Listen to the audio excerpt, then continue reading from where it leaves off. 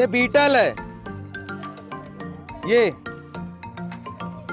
ठीक है, बहुत छोटा सा रहता है, कॉक्सिनेला इसको बोलते हैं, कॉक्सिनेला स्पीसीज। ये आपका, अगर आप लोग को याद हो तो जब मैं बायोलॉजिकल कंट्रोल ऑफ वीट पढ़ा रहा था तो उसमें मैंने बोला था कॉक्सिनेला का यूज किया जाता है एज अ प्रीडेटर। ये प्रीडेटर्स क्या करते हैं, ये आपके वीट को खा जाते हैं, ठीक है। और पैरासाइट्स क्या होते हैं, वो बॉडी में जाते हैं और बॉडी को हार्म पहुंचाते हैं। ये चलो, ये जो आपका सबसे पहला लाइन लगा हुआ है ये है आपका खीरा। ये जो पहला लाइन लगा है ये आपका खीरा है, ठीक है। खीरा ये कौन से फैमिली में आता है, आपके कुकुरबिटेसिन। ये भी कुकुरबिटेसिन है और जो लास्ट वाला लगा है वो भी कुकुरबिटेसिन है। कुकुरबिटेसिन फैमिली को पहचानने का सबसे बड़ा और सबसे इजी टास्क होता है इनके लीव्स और इनके फ्लावर्स, इनके पत्तियां और इनको फूल के देख के आसानी से आप पता लगा सकते हो कि ये कुकुरबिटेसिन के। बट एक सबसे बड़ी जो डिफिकल्टीज रहती है कि इन्हीं के फैमिली के प्लांट्स को पहचानना बड़ा मुश्किल रहता है। तो इनके जो प्लांट्स रहते हैं ये सारे प्लांट सेम जैसे दिखाई देते हैं। देखो वो प्लांट भी वैसे ही दिखाएगा, ये भी ऐसे। डिफरेंशिएशन अगर इसका करना रहता है तो बेसिक डिफरेंशिएशन इनके पत्तियों के कट के शेप पे पता चलती है। जो करेला रहता है वो बहुत ज्यादा वाइट कटिंग रहती है उसमें, मतलब ऐसे तिरछा तिरछा बहुत ज्यादा कटिंग, जबकि आपका जो खीरा रहता है ये स्प्रेडिकली रहता है, बहुत ज्यादा स्प्रेड रहता है, फैला हुआ रहता है। सेकेंड चीज जो इसमें इंपॉर्टेंट रहती है, इनके जो फ्रूटिंग होती है ये हमेशा आपके क्लिम्बर में होती है। क्लिम्बर मतलब रेंगने वाले, ये कभी भी स्ट्रेट ग्रोथ नहीं करते, सीधी ग्रोथ कभी नहीं करेंगे, ये हमेशा क्लिम्बिंग करेंगे। क्लिम्बिंग मतलब रेंगना या फिर ये दूसरे के सपोर्ट में। जैसे देखो हर एक जगह आपके यहाँ पे लकड़ी लगाई गई है, तो इनको क्या करते हैं, खींच के लाया जाता है या तो तार पे या तो लकड़ियों पे। अब इनका जो प्लांट नीचे लगा हुआ है ना, इसको उठाते हैं ऐसे करके और यहाँ पे रस्सी से बांध देते हैं, जिससे कि ये यहाँ तक चढ़ जाए और उसके बाद ऐसे फैलना स्टार्ट कर देते हैं। फॉर एन एग्जाम्पल वो देखो ऐसे या वो देखो वैसे, ठीक है। सेकंड ये आपका बरबट्टी, ये आपका लेग्यूम क्रॉप में आते हैं, बरबट्टी है ये देखो, ठीक है। बरबट्टी लगा हुआ है जिसको आप लोबिया भी बोलते हो। अब लोबिया या बरबट्टी को आप तीन पर्पस से यूज कर सकते हो, या तो एज अ वेजिटेबल यूज करो, as a mulch crop use करो, या फिर as a fodder crop use करो। इसमें भी आपका एक चीज देखिएगा, ये जो पन्नी मैं आप लोग को बार बार क्लास में समझाता हूँ, चाहे सॉइल कंजर्वेशन को लेके हो जाए, चाहे वीट कंट्रोल को लेके हो जाए, चाहे मॉइस्चर कंट्रोल को लेके हो जाए, तीनों में ही सॉइल को बचाने के लिए, पानी को बचाने के लिए, प्लांट्स को बचाने के लिए क्या करते हैं, मल्चिंग। ये प्लास्टिक मल्चिंग है। अब देखो इसमें हम क्या करते हैं, पूरा प्लास्टिक बिछा दिए, यहाँ पे देखो ड्रिप इरिगेशन लगा है, ठीक है। और यहाँ पे जो छोटे छोटे होल्स हैं, हम सिर्फ उसी होल्स में प्लांट को या प्लांट के सीड को लगाते हैं। अब देखो यहाँ पे आपको वीड दिखाई नहीं देगा और उधर देखो आपको पूरे के पूरे वीड दिखाई देगा।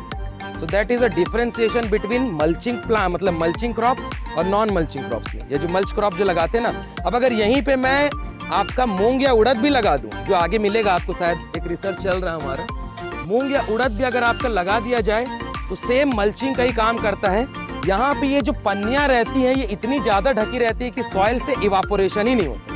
भाई पन्नी ढकी ना, इवापोरेशन के लिए इसको ओपन सरफेस चाहिए, ओपन सरफेस है ही नहीं तो इवापोरेशन कहाँ से होगा।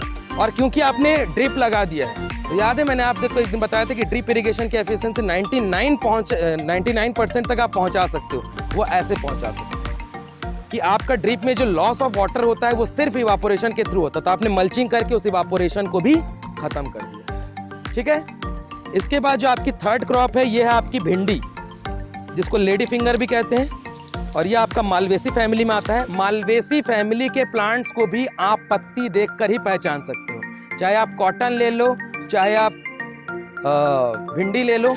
इसमें जो आपकी इनिशियल ग्रोथ होती है वो आप देखेंगे, ये तो अभी बहुत वाइड मतलब लेटर ग्रोथ हो चुकी है। इनिशियल ग्रोथ में ये जो पौधे रहते हैं बहुत छोटे रहते हैं और इनकी पत्तियां ये देखो ऐसे। कॉटन का अगर किसी ने पेड़ देखा हो या पौधा देखा हो तो ऐसे ही रहता है कॉटन का, बस वाइड रहता है, चौड़ा रहता है बहुत ज्यादा। और यहाँ से आपकी भिंडी की ग्रोथ होनी स्टार्ट होती है। ये यहाँ पे एक आदमी हुआ भी होगा, पहुंच गया होगा, हाँ वो देखो, ठीक है। ये जो है यहाँ से निकला है कि यहाँ से निकला, और इसमें इनडिटर्मिनेट ग्रोथ होता है। दो ग्रोथ मैंने आप लोग को पढ़ाए थे, डिटर्मिनेट ग्रोथ और इनडिटर्मिनेट। डिटर्मिनेट मतलब एक बार इल्ड आई, बात खत्म, पौधा का लाइफ वहीं पे खत्म हो जाएगा।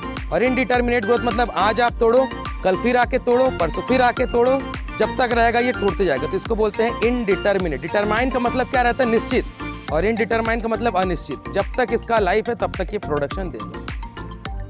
उसके बाद वो लास्ट में लगा करेला, ठीक है।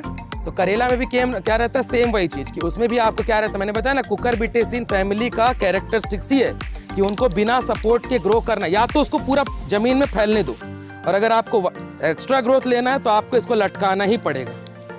ये देखो, तो सबसे पहले हम क्या करते हैं, पौधे लगा देते हैं, फिर उसको खींच देते हैं और यहाँ पर लाके, बस यहीं पर लाके छोड़ दीजिए, तो ये ऑटोमेटिक, ये देखो रस्सी बांधना अपने आप स्टार्ट कर दिया। और इसमें जो फ्रूटिंग आई है, ये देखो यहाँ पे ऐसे फ्रूटिंग आती है इसकी,